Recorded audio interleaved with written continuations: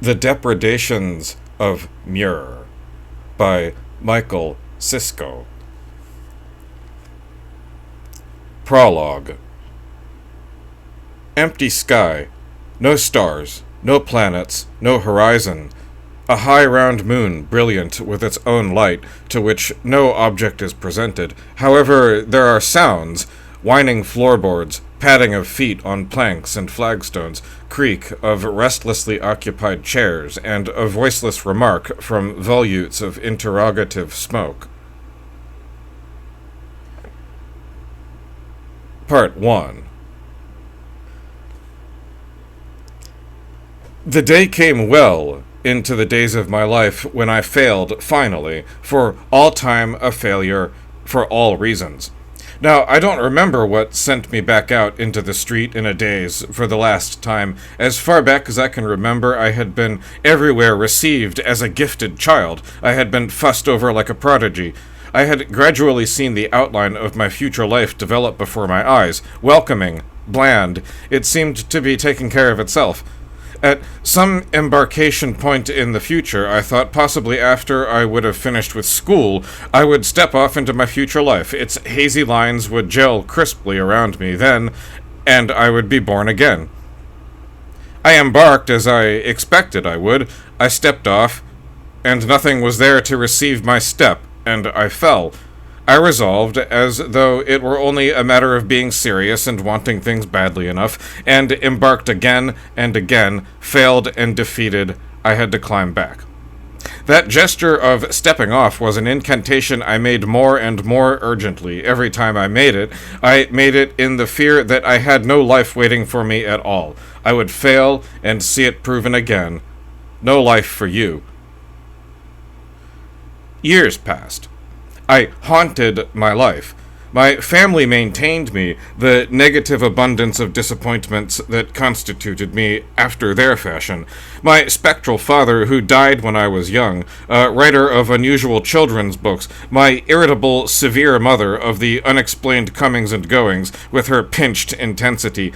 Walter, my stepfather, a bookbinder, frankly mystified and defeated by my mother, and my two young sisters. I would hide from them all, so as not to have to give them my blessing, my latest failure, to be joined into my party-colored patchwork fool's uniform of failures. My mother greeted me on my every despondently brave return with grim satisfaction, but she never lectured. My stepfather's interviews with me were too mild and gentle to be called lectures. He only expressed sympathy and shared in my disbelieving and gradual resignation, asked me to try again, and now and then a suggestion, like a knife of goodwill.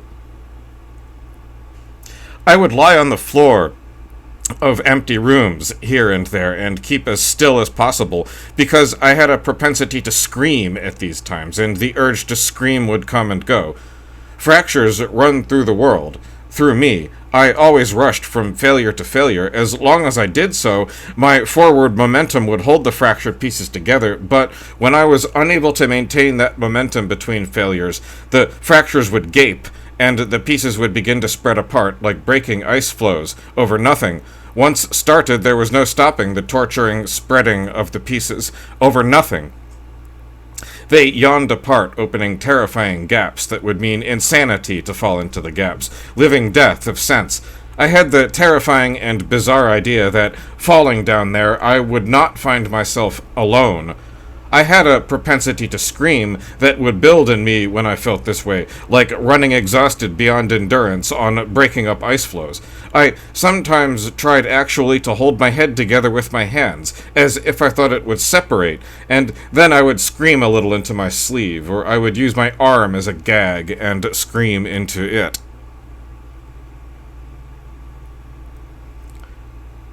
Rustle of fog on lead roofs, on stone wands and buttresses in frigid sky. Through the conical roofs comes the sound of metal chimes, dribbling on stone pavements. Someone must have taken notice of me, though it took a long time. I was hiding. I had had one of these fits of muffled screaming, and when I woke up I found a note lying on the floor beside me. Someone had quietly slipped it beneath the closed door a foot or two away. My name was looped in unusual handwriting on the outside of the folded sheet. Having failed at everything, I received word that my presence was requested at Muir. Leaves from a history of Muir. In legend, the founders of Muir had retrieved, at the cost of their own lives, an occult mathematics. The light turned white in the moments immediately after the sun went down, as I sat in accumulating dusk, and I glazedly stared at the note. A miraculous, terrible thing. I saw the note get pale, and within a few moments turn blue, and I noticed the sky, which was like a flat ceiling of very high clouds, so uniformly joined that they were a seamless sheet whose color was mirror-like, a mirror without reflections. That blue glow came and went, and when the room was dark I suddenly stood up, and I left. For Muir. Things die down suddenly at nightfall in that town. Well, the press of people on the narrow boulevards doesn't diminish but actually swells and overflows the pavement. Silence falls on them, and the sun sets. In that press I seemed to hear a low murmur, and there was the shadowy name Muir insinuated in my ear. Hearst illusions and funereal occasions, death oracles, and new bodies for old. And though I couldn't detect a source of them, these voices caused me to feel, with despair, a sort of hope, because this time, if I was wrong, I wouldn't have the strength. I hoped I wouldn't have the strength to recover and return home. The vice-like idea that I wouldn't have the courage to make this my last chance squeezed me without crushing me, just at the limit of my endurance. In a circle, they had with carving knives loosed the bubbling hippocrene from each of their breasts, and in their final ecstasies babbled and murmured through mouths clogged with their own gore, the secrets that appeared in their minds as they died. The streets were so wet that the asphalt was black and invisible, and only the scattered reflections of the streetlights shone there, making the humped street, bookended between the empty sidewalks, look like a plank of densely starry sky, dazzling enough to obscure the street that rose above it. As I walked, reflections slid along the wet lengths of scattered twigs on the pavement, making streaks like shooting stars. Where the streetlights, which weren't tall, shone behind the trees, they made those dripping sticks gleam and appear to spiral like a cobweb of minute fractures, and beneath were the glistening trunks. I had a dreamlike feeling then, as if it were all before me on a page. The only living thing, I won't include myself, was a cat, dozing in the window of a florist's. The cat started a little when I came into what must have been her view. She was reacting to the same invisible stimuli that worked on me, as we both dreamed the same dream, and we shared that realization, too, as we looked at each other. I was a character in her dream.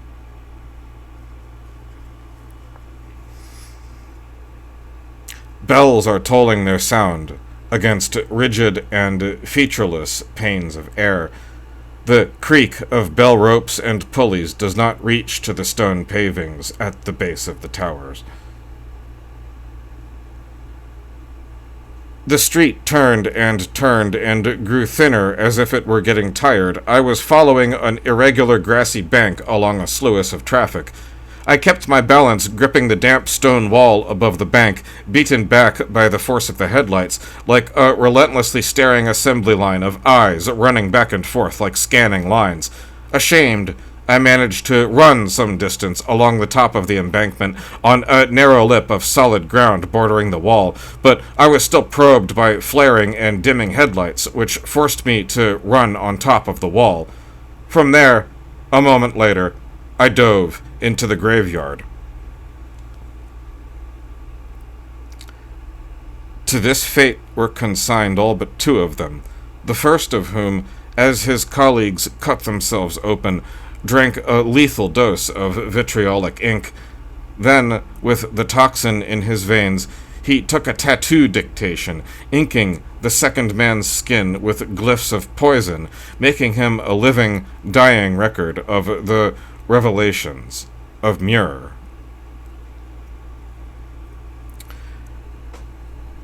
I was near one end of the cemetery, where the broad street splits against its corner into the two roads that formed its borders. I could see the stream of lights rushing along the other side of the cemetery across from me, a few standing crosses and obelisks intermittently silhouetted against it. I was nearly at one corner of a mammoth diamond. I ran for the center, toward a line of trees, through the graves, running until there was no light. I couldn't stand being seen. I knew what they saw. I had gashed my arm coming over the wall. There was some blood. New bodies for old. When a limb is amputated, a ghost limb is still palpable. I knew my whole body was the ghost of my true body, which was not then possible to imagine. From their submerged bones and glassy flesh and stony earth softened by the bloodbath, the edifice of Muir emerged. The venom letters were embodied in the structure and were read in dreams by those who came after. I cannot account for that feeling, a different kind of life altogether, invisible, weak, looking at the trees against the sky as denser dark against lighter dark. I had a premonition, not for the first time, of unfamiliar senses that should have been proper for me, screened off behind a thin meniscus. The barrier was transparent enough that I could almost see through those other eyes, or sense at least through those other organs, though my vision was distorted by the trembling screen that stood between me and them, or between those two halves of me. I would say I reached for them, the other senses, but I wouldn't have known how to do that reaching. I only yearned for them. Wind. Sighs from windows that open just below the unbroken ceiling of clouds.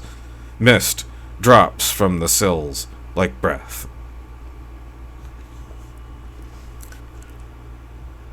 The bitter air calmed me. In what light came from the sky, the grass was blue, and the sour-smelling stones and statues were white and lambent enough to cast soft shadows, and the acrid earth was black. From there, I was aware of some other lights. A sentence from one of my father's books appeared in my head, as though I had read it there. It is perfectly natural for the spectral eyes of ghosts to gather in the branches of trees. They gazed at me and my gashed arm with a diffuse glow flickering brighter, without throwing shadows or hurting my eyes. That moonlight glow was so diaphanous it didn't touch me, though if it became brilliant enough I would disappear into it. "By all means," I said, and made a courtly gesture. Their scrutiny fell on me. Their awareness of me approached like a lantern that obscures with its light the one who carries it. I had a premonition from the manner of those eyes. The graves were stirring underground, though the surface was still, as if they were shouting and applauding the gash bleeding on my arm, or responding to the pain themselves, with a crescendo I could barely hear. My blood looked like black oil in that light. My arm throbbed painfully. There followed a murmur, like an audience settling. I walked off the paths and from plot to plot. The stones I touched were hot and vibrated as if they were stuttering. I could see clearly. The air was perfectly clear. I heard an inchoate voice letting out syllables into the air and realized my lips were moving. My throat was humming against my collar.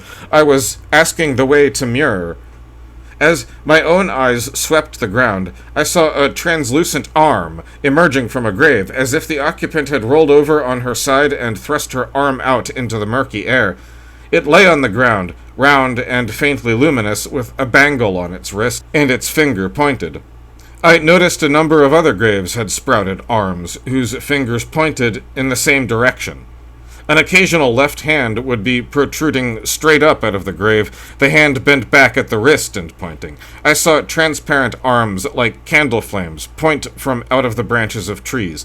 The lines along which the arms were pointing converged over a low hill, the way to Muir.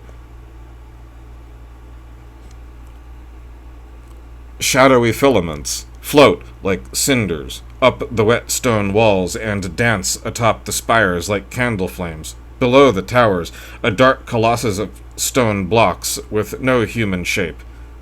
The horizon shrinks around its foundations. I crossed over the hill and followed the train tracks that ran over the graves at the base of its far slope. There was no wind. I passed through a shallow bed of trees, and as I walked, the cemetery petered out into desultory graves with damaged or illegible markers. There was a train station within a few hundred yards of the line of trees. I drifted into its soft lights. The ground was covered with tracks, and I could hear the sounds of a rail yard. To one side, I could see a large dark car spinning soundlessly round and round on the turntable used for reversing engines. Inside the station, which was not much larger than a small house and low-ceilinged, I could see a few passengers waiting on benches, stiff and motionless. Then they moved, or were caused to move. A train was leaving. The conductor was hurrying passengers on board, and could only tell me that there was no such stop, and that the train that was loading there was the last of the night. Ocean of slate-colored hills. Pale grass flutters and lies flat where the wind rolls up and down slopes, crashes and breaks like water against unyielding shadow stones. Around the train station, a town had collected, whose streets led into gritty bronze neighborhoods, dank and metallic like the bowels of a rotting ship. I wandered there with a strong intuition of patience. In one street, I saw a light in the Who's There panel of a heavy wooden door. This was the only light I had seen in any of the buildings. The bookstore was large and airy inside, its heavy, freestanding shelves arranged to form a broad avenued maze. When I noticed that most of the titles were old and out of print, and all of them for children, I began idly looking for the books I'd read as a boy. I got a number of shocks from covers I'd forgotten. On one shelf there was a series of books, well over a dozen, whose covers made a sequence like frames of film. The framed image rushing up to a battleship on an ocean as gray and flat as slate, closing on its uppermost deck, and the young bearded captain fiercely staring, standing at the railing, who then turned into a carrion seagull of such startling malignance that I nearly dropped the book.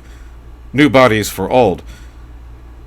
One set of shelves contained another, a small, ornate, antique bookcase, all covered in black lacquer and minute strands of pale blue small-petaled flowers, with 3 shelves and several sets of small glass doors. I opened one of the doors, which was surprisingly thick and sturdy, and removed a book at random. The cover was blank, faded absinthe green. I opened the book and stared at my father's name on the title page. I remembered this book. He had written it when I was very small. Sometimes, as a child, I would come awake in the middle of the night, and my father would be reading it aloud to me in the darkened room, sitting in the armchair that stood facing the foot of my bed. Even in passing recollection, I could hear his soft, measured, calm voice. I had lost the copy he had given me. When I checked the rear end papers, I found that this was my copy. My name was printed on the rear end papers in my father's distinctive handwriting that looked like typewriting. I clapped the book shut in my hand and started walking briskly. Atop the walls, air sluices in the unworn pathways and precariously elevated stone catwalks sifts in through honeycombs and wasps' nests of precipitated stone that hang in low fronds like stalactites from the eaves, and grows in mirror-image stalagmites from the roof edges and balconies, forming in numerous spots a broad avenued maze. I visited a street cowled by humped trees, through whose low-hanging fronds I could see luminous houses. The first pedestrian I had seen all night came up through these veils. I saw the glinting of the buttons on his jacket first, then the gleam of his hat's black visor, and then his phosphorescent white collar. When he was within a few feet of me, I recognized his conductor's uniform, and at the same moment he softly asked me if I was on my way to the station. He came up to me, and I nervously asked him if there was a train to Muir. Unaccountably nervous, I felt the gaze of those houses as I spoke the name. I could barely make out what his reply, but he knew the name and mentioned a very low fare. I reached for the money in my pocket, possibly with the idea of buying a ticket from him that moment, and dropped my change. Oh, I'm sorry. I started trying to pick up the shining coins, but I didn't seem to fully understand how. I plucked at them without accomplishing anything and was alarmed. Well, this was clumsy of me. It's a good thing they shine, or else I can never hold on to money. Does the train leave soon? I have some ill relatives. The fare is sure low. The conductor was crouching beside me. His soft, dark hands avidly flicked up the coins, and he pressed them into my hand as he found them. Oh, thank you. You don't have to... Can I buy a ticket from you now? He answered that I could. I'm sorry, I've forgotten. What was the price? I had not forgotten, but I was confused and somehow alarmed by his calm, measured tone of voice. He told me again. Oh, yes, I'm sorry. I counted the money in the dark and handed it to him. I couldn't tell what he made of my panicky, insincere explanations. Where is the train? He pointed. We were only a few yards from the corner, and beyond that I could see the tracks, the dimly lit back end of the station. I saw 2 pale cars sitting on the tracks. I thanked the shady spot where I assumed the conductor was still standing, and went to board. Inside, the cars were dark and redolent of varnish. Pale panels of light, punched out and slightly green-tinted by the windows, were lying canted on the backs of the seats, like antimacassars. I sat with one of these diamonds in my lap, and all at once was so relieved and so freshly aware of how far I had run and how long ago everything else was, that I fell asleep. I awoke a few hours later. The train had not moved.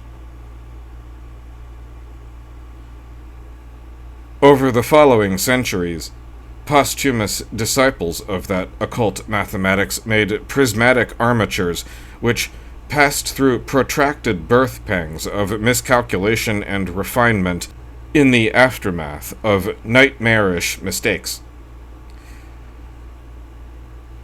We went a far distance. There were no stops. My ticket had been taken while I slept. The lights in the car came on so gradually and remained so dim that I wasn't conscious of them until later, when my own reflection dimly superimposed itself on the blur outside.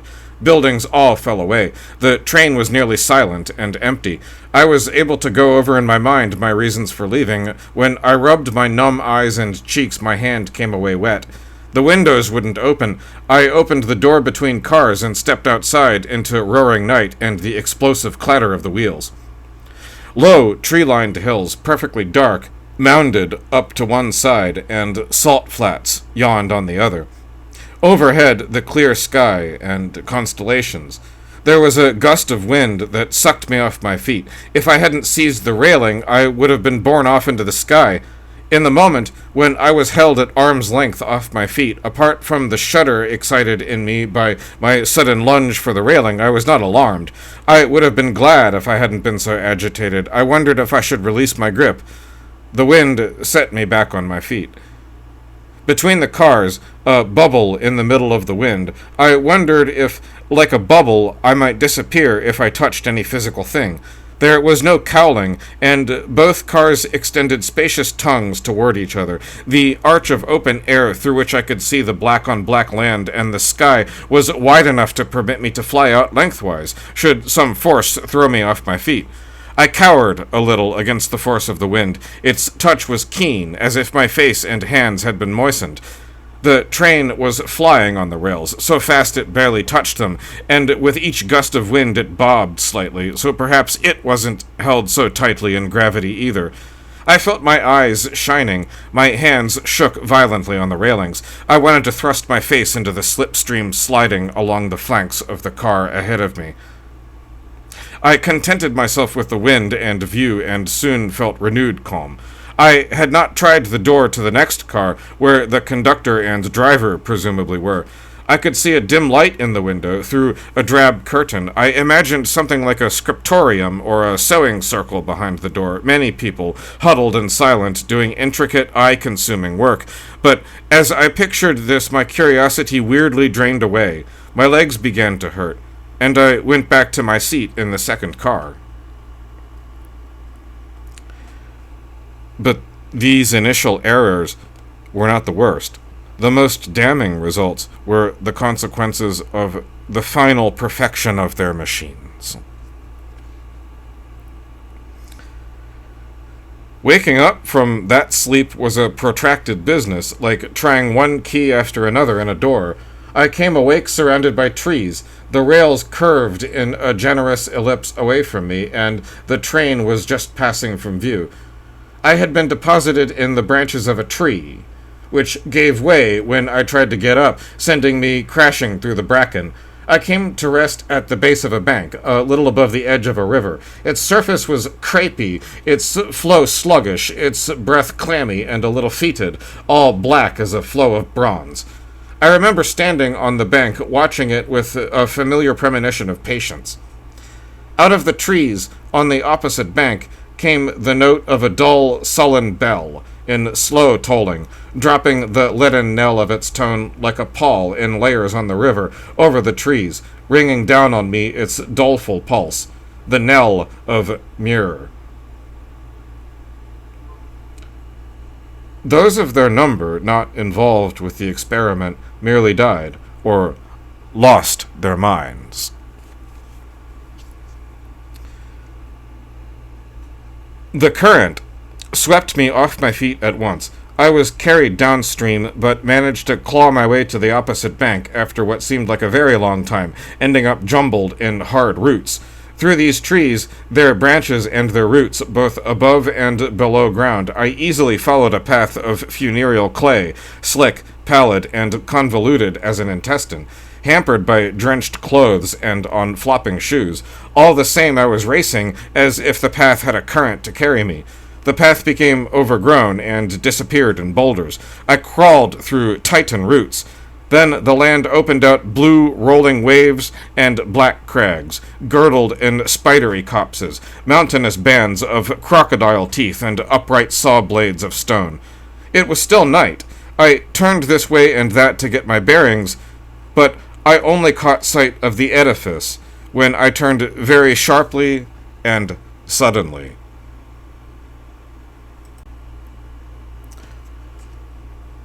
Part 2.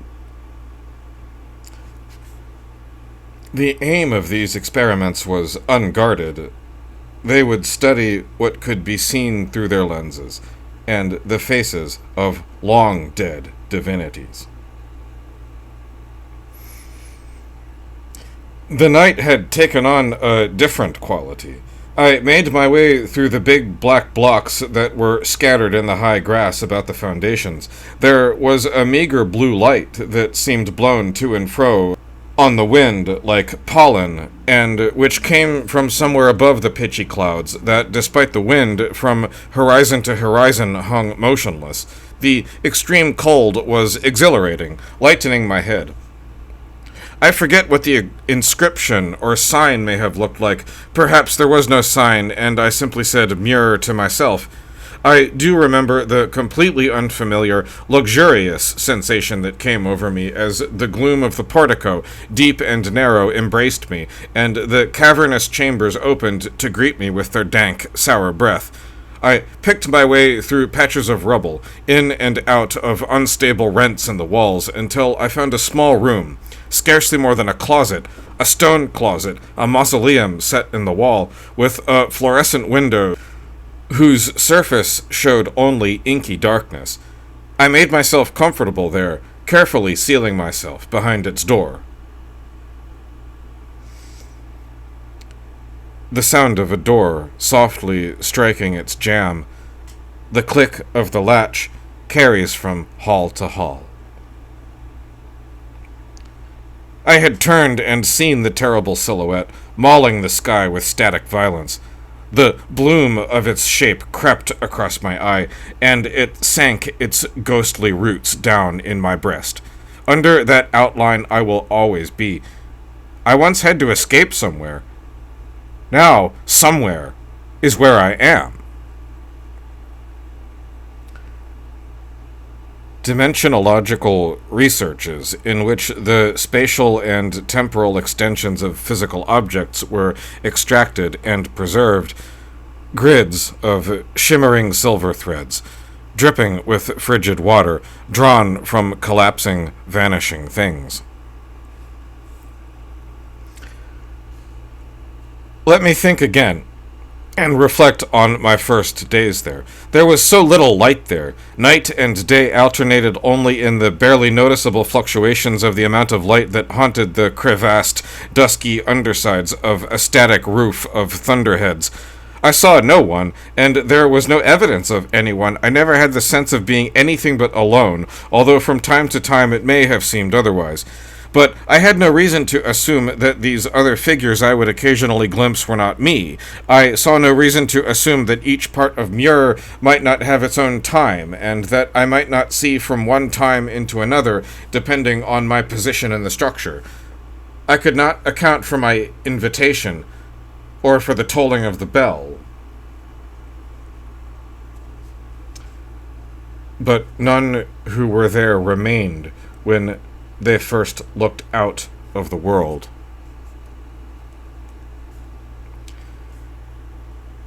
So I came to that place of reeking jewels, mold and gold, baroque slime and grave bile, that defunct monastery palace of cenobitic recluses, which is Muir, which is half a speech, a dusky syllable dropped into an echoing gulf and returning, having met and coupled with its double as a murmur.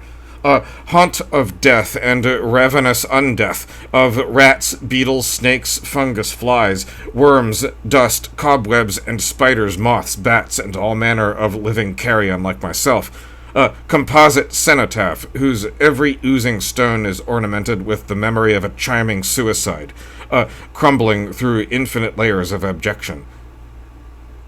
Barely a few days after my arrival, it dawned on me, and I remembered at this moment a bracing but not strong breeze ruffled over me through a tattered aperture in the immensely thick walls. Amazing realization, I was perfectly suited to Muir. The qualities that had made me an unsurpassed failure in the world were precisely the qualities that made me perfectly suited to Muir. Resort was made to an unbroken trance, to forestall catastrophes like the one that claimed that generation of disciples lost upon the perfection of their armature. I sustained myself foraging in the litter of overrun floors, where copious, greasy vines had widened the windows of some of the lower apartments, and some edible plants grew in the leaf mold.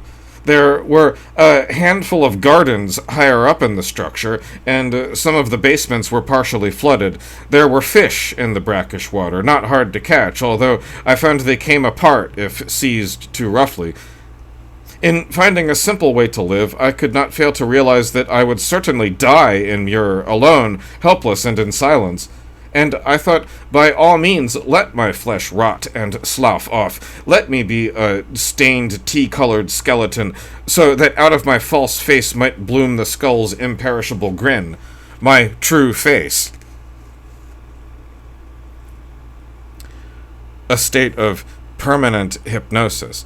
A mesmeric trance enduring unbroken throughout the remaining life of the subject, who thereby becomes a mirror in which what is Gorgon-like can safely be seen.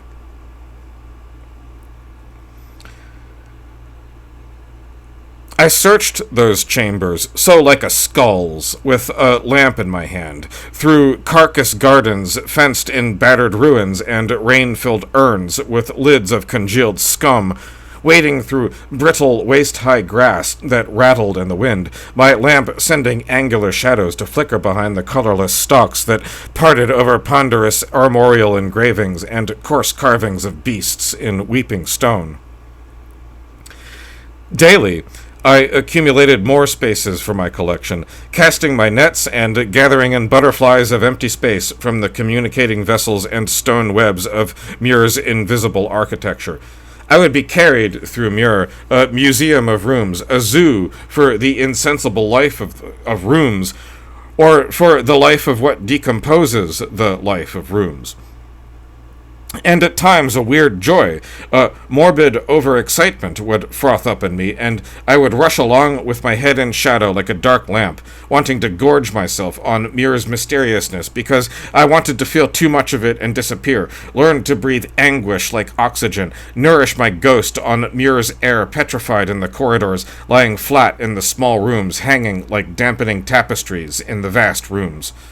To fly on my feet and suddenly vanish, leaving behind a little crash of silence to fall back in a recumbent wave on the unbroken silence that had endured there. The untriggered echo of that crash would slide across the surface of the older silence, and go on gathering strength from the ever-growing distance of its eternal retreat.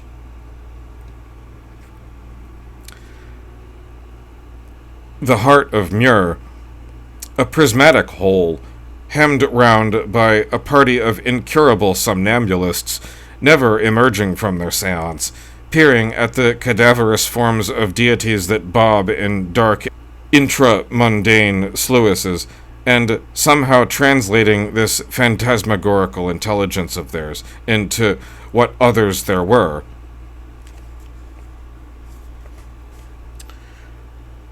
After scrambling through racketing attics, I found I could get no higher in the structure than one of the clock towers. The face had fallen in and lay flat on its crushed works. Its raised outer edge had allowed water to collect. The face had become a weed-choked pool, though not a stagnant one. The arms of the clock still swept across the dial and stirred the sluggish water, setting in motion a current in which the long green tresses of the weeds undulated clockwise. I engorged myself with the view from the vast aperture left by the clock face, though it was bearded with moss that hung down like seaweed and streamed in the wind. I would return, though not in the evening, with my lamp, through a forested attic, rustling with invisible birds. Of that ultimate trance, there was no power that could erase the markings left on their minds in the course of their eons-old trances. Not that could erase them so well as to leave absolutely no trace. When I lay on the floor to sleep, sometimes pacing my dark room beforehand, I would see, through the hazy marks flared into my eyes by the gleams of my phosphorescent window, what appeared to be a particulate cloud of greater darkness seeping in under my door. That door was as black as a chasm, and with increasingly violent thrills, I would sense or imagine the presence of something inhuman, roving Muir with terrifying speed from room to room, rushing up to my door, which would shudder explosively as it hurled itself against it. There would suddenly burst on the silence a rush of heavy footsteps thundering to my threshold, and the door would suddenly bang back on its hinges, and through it a huge flailing shadow. To expose their waking minds to the merest trace of what they had seen in their trances would have been enough to occasion shocking transformations. Nervously, I listened to the silence there. There was nothing to hear, but what is the use of there was nothing to hear? Squeezing myself into the corner of my room, not blind, but seeing nothing, a black chasm, not deaf, but hearing nothing, a soundless roaring. What I could see there, what my looking would find, absolutely nothing, but I shook uncontrollably, imagining the sound that might brush against my ear. That silence had another side, perhaps, that was palpated by ghostly fingers. I would go insane if I heard a voice. The dark around me already seemed to be quaking with the screams I felt stirring buried down in my chest, coming right up to me, nestling beside me, gluing my ear. My helpless body falls apart. The voice is warm, soft, insinuating, or what begins as a phantom in the ear or imagination becomes more and more clear, welling up, plain, like a slow-rising bubble, a thin voice. A thin, far-off wail. A fractured voice, faint, reedy, an icy drop in my ear, that the nothing might address me.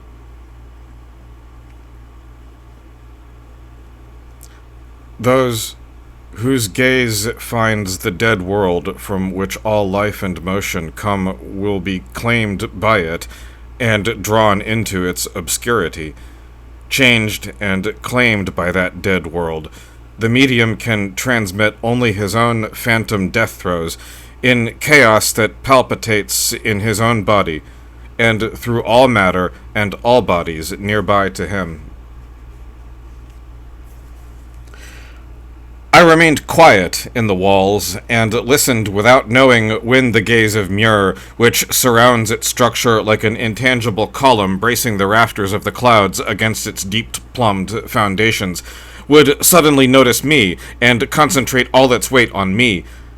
I turned my father's book over and over in my hands, looking for something, as if there were another way of opening it. I would sit for hours perfectly still, rigid in a chair, looking at nothing, wanting to be frozen like a statue when Muir would turn its gaze on me.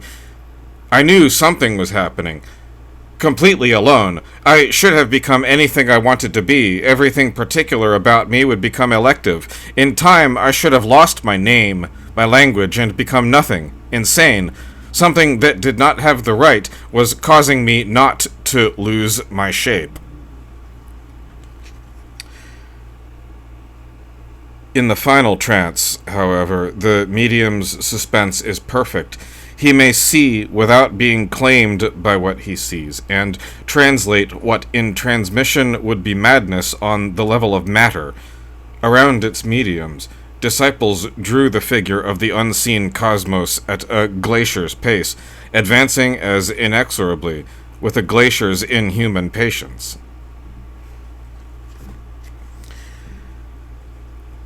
In the portrait gallery, the paintings that hung on the wall showed only vacant rooms.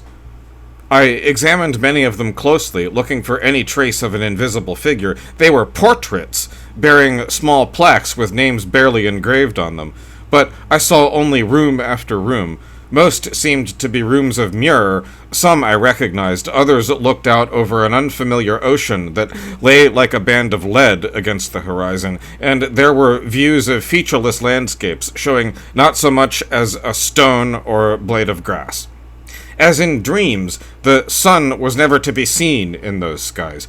All these rooms had visible doors, and these doors were always open, such that every portrait was a window on a deep or shallow abyss. Maybe these evacuated spaces were the proper objects of the portraits. I felt a sudden inundation of horror when I came to the last, which was a portrait of the portrait gallery, hanging like a mirror on the wall, a mirror from which I was absent. Behind me, in front of me, the door gaped. There, a dim, plummeting hallway, and the suggestion of a murky silhouette of glowing mist. I ran down the gallery. The sound of footsteps, echoing without dying. I was only playing. My running from room to room was a misuse of Muir, most likely, though I don't doubt a common one. I disrupted Muir with my own business, reading alone and in silence in the hollow middle of that cyclopean structure booming with lightlessness. I would walk in Muir, and though I was passive and wandered here and there just looking at everything, all the same my eyes were passing over the spaces of Muir as they would scan a written page. Haphazardly, knowing or unknowing, I took in the terms of the lineaments of Muir's structure, planted without depth in mesmeric characters that had been shown into the stone. What I learned appeared in my mind, came to my notice as a certainty that I was playing, that what patiently waited to be revealed to me after that playing was through would weigh on me, heaviest of all, not the end, not my end, but to be consigned, like Muir itself, to mere existence, forever. The venom letters were embodied in the structure, and were read in dreams by those who came after. In the library, which was also a scriptorium, the shelves lined with mildewed books passed from sight into lightless zones further back in the walls. From between a pair of little carvings, ape-like men with their heads thrown back, round eyes bulging, their wide mouths hanging open in cretinous grins, I extracted a hodgepodge volume that might have been called A Book of Muir, or A History of Muir. I read it perched on one of the high copyists' chairs by a blasted window fringed with broken glass. Through that, a sky that never moved. The high, stork-like desk upon which I leaned this book was all of shining wood, whose ebon varnish was crisscrossed with illegible scratches. Beneath this volume, I found my father's book, lying open to the rear end paper. In motionless hours, I read my father's book. As I read, I played a game with the words. I flipped the pages and selected the first, or sometimes the second letter on each page. These formed the interrogative sentence, "When is your father not yours?" Like a machine, I returned to the beginning and ran hard-eyed through the book a second time, selecting the letters by what instinct I do not know, in a subtly different way. I had the feeling of playing a trick, of audacious deceptiveness. The second sentence was a variation on the first, and provided the answer to its question. When he is ours. Silence, wherever in the walls you are. I was with my father, whose name was also mine, when he died. We were crossing a public square. My father stopped to look up at the moon, which very suddenly had appeared nearly overhead. I looked at him. His attention was completely concentrated on the moon, and there was a communication there between them. His hand fluttered up to brush lightly his chest, where he lightly brushed the spot over his heart with his palm and the tips of his fingers. At that age, I was exactly level with the hand he held to his chest. From where I stood very close to him, I remember his being even more infinitely massive than other adults, and shadowy and obscure in plain sight, more like a part of the landscape than a man, and more so just then. He tapped my arm. He said, "I have something to tell you. You must remember M-U-R. Muir." Before I could speak, what life there was in him dropped below the level of his head, this betrayed by the flicker I detected around his eyes as they drained, and he leaned to one side with his all-at-once uncanny face still upturned, and collapsed dead to the ground, falling in a rigid way, already a thing. My mother retrieved me, and compelled me to repeat this story many times. Without a moment's evidence of surprise, she questioned me closely many times about the expression on my father's face, about the appearance of the moon, and the various signs of communication that I noticed. That my father was now looking back at us from the moon was not in doubt. My father's face had been like the moon, in that a shadow would pass over its features periodically. He had always been pale, and when he read to me in the dark, his face and hands glowed with a soft blue flame. After my father's death, I sometimes saw this same shadow, all shadows are the same, pass over my own features, and saw in the dark the same weak light playing around me. My mother considered this my inheritance. From that moment, she withdrew from me decisively, and with a certain satisfaction. From that time, I waited. For the most part, without knowing, I waited. My waiting proved catastrophic for me. It caused me entirely to lose my track, and in that way I lost the world piecemeal. When the time came for me to go out on my own, I had made myself useless by this waiting. I was of no use to anyone or to myself. I was a high-strung fool in a pathologically vulgar melodrama. From a window, I noticed, across the shaft, a few levels below me, in a high-elevated, protruding cloister, some person who was kneeling slowly down beside a lit taper in a candlestick.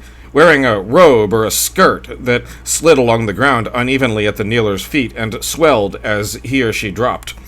I saw that skirt put out tendrils and feelers, and leaning forward, I saw there was no skirt but a dark pool spreading out in a wide circle around this person, who leaned on horribly white hands and bled, shrinking, feeble, waves of fatigue that I could feel from where I stood. A vertigo of blood sluicing from the body, running out from quaking muscles, sighing out from emptying tissues. And as the figure fell forward, it raised its head. The candle, whose oddly bright white flame was the only light, toppled with a brush of one of those hands. And of the face, I saw only a nightmare white brow write its streak in the blot of shadow that engulfed it. Then I didn't see it anymore. That was me, dying.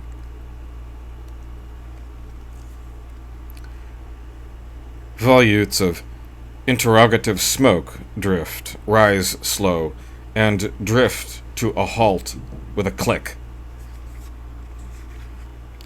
I had thought I was going to ornament Muir with my death. What others there might have been, passed in review, could be parsed in the long individual lines of an endlessly extended stanza, its rhyme scheme increasingly distorted.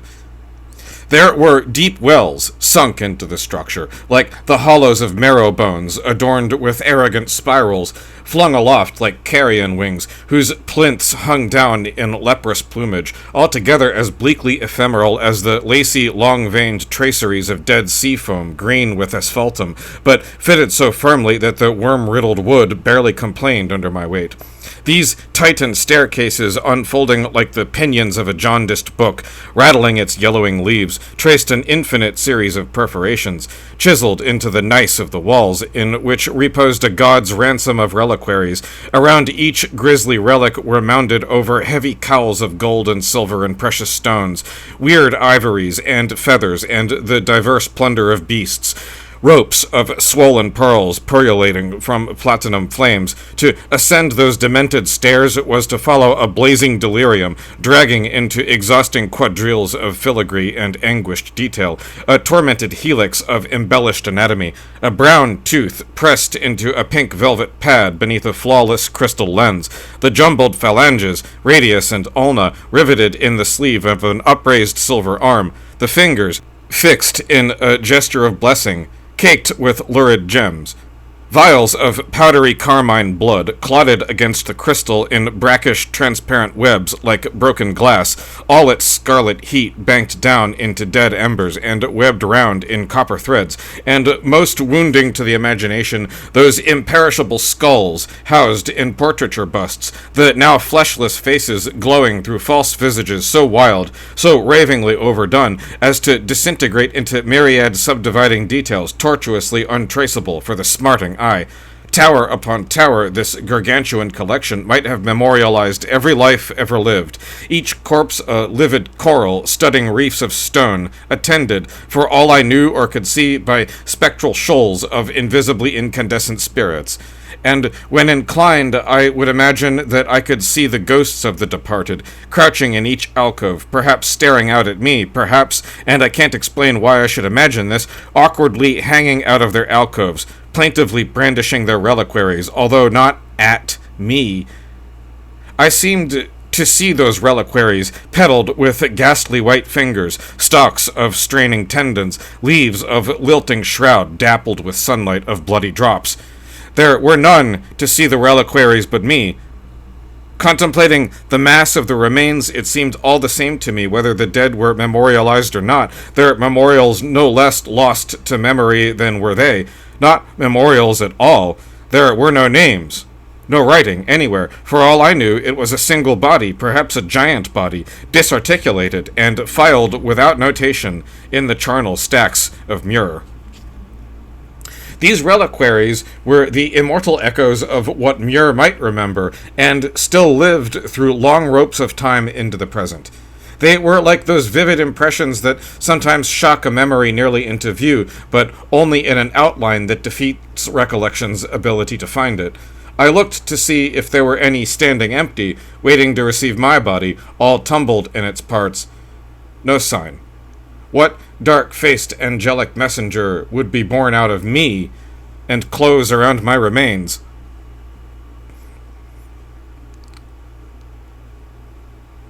The mediums sustained their trances for eons, and spoke with glacial slowness until death would begin to overtake them.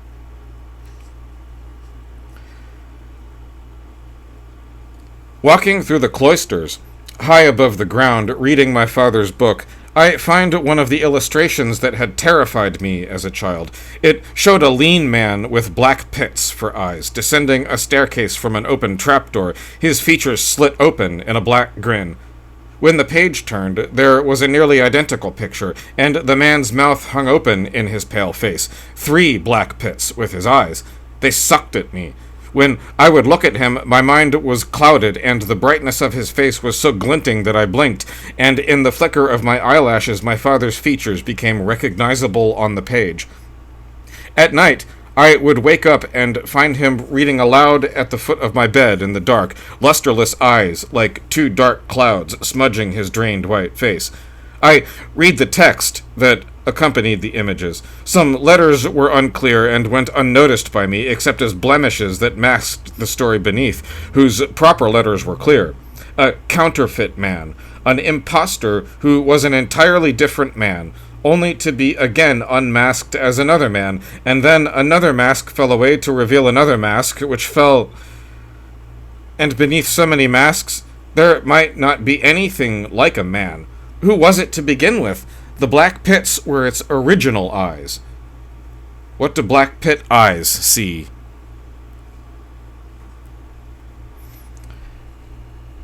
They would be the inheritance of a distant generation of disciples, who would know the signs of dissolution and perform such tasks as would prepare the dying medium for the end of his trance, and the realization, as the trance lifts, of what has been seen.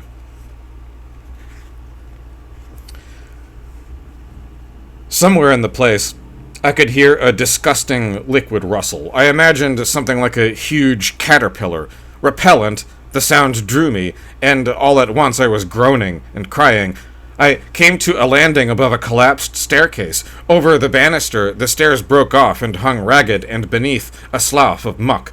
There was something emaciated, like a skeleton, crawling down there. Long threads of rancid black blood hung down like rent fabric all over its body, blackened, slick, and corrupt, glistening like oil.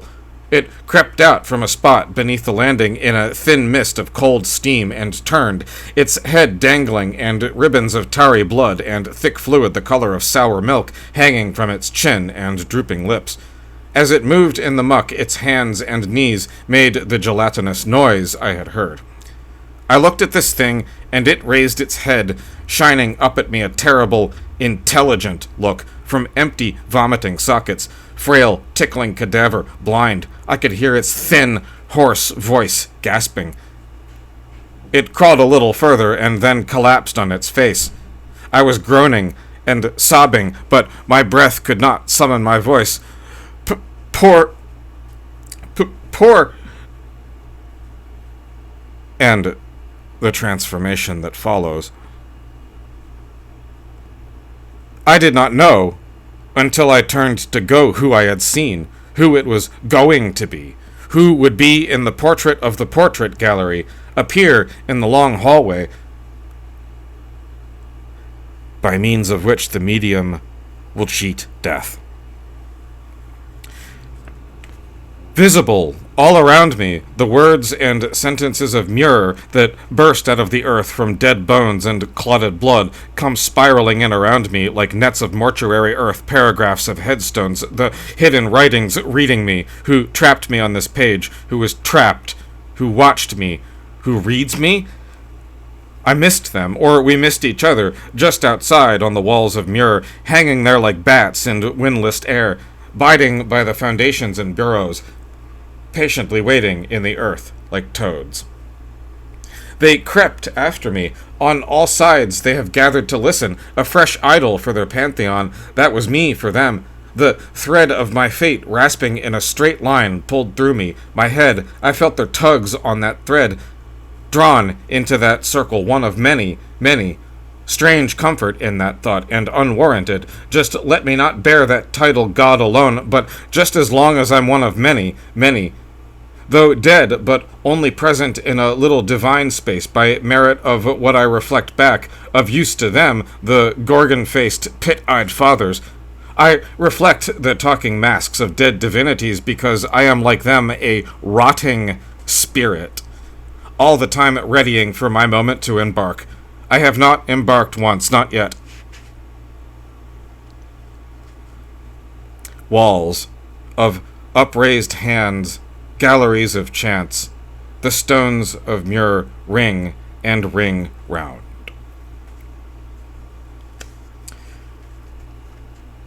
Where was I?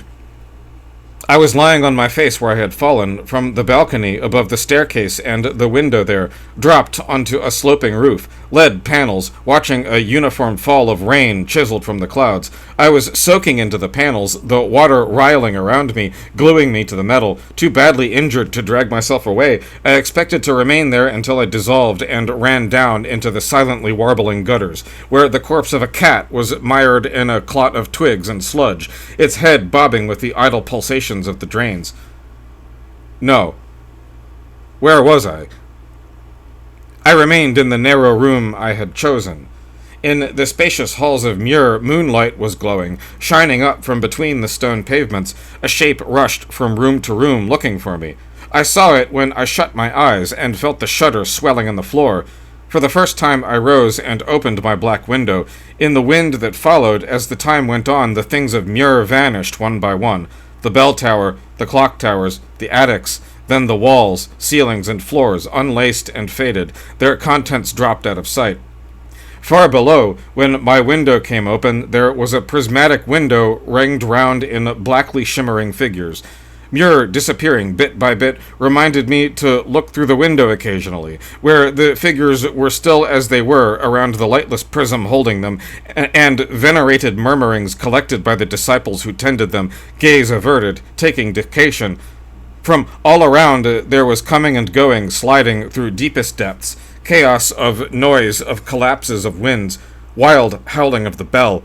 In my door, where a dark figure with beautiful snowy hands took my hands, their hands cradling the pit gaze of Muir, two voices speaking quietly across the threshold of my room, where the shock of a recognized voice grips the one living body, emanating screams and pulling on its hands that are held. The hands held me, touch as diaphanous and light as brushed by moonlight, taken in hand to the window when it was a prism becoming deeper and deeper. Visitation stirred in it.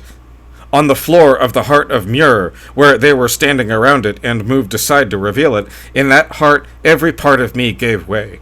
The blazing moon hung in the sealed room, staring down at me like a faceless face in the light of an overturned candle, from whose plume of interrogative smoke a voice boomed. Invisible flame hands reach for me.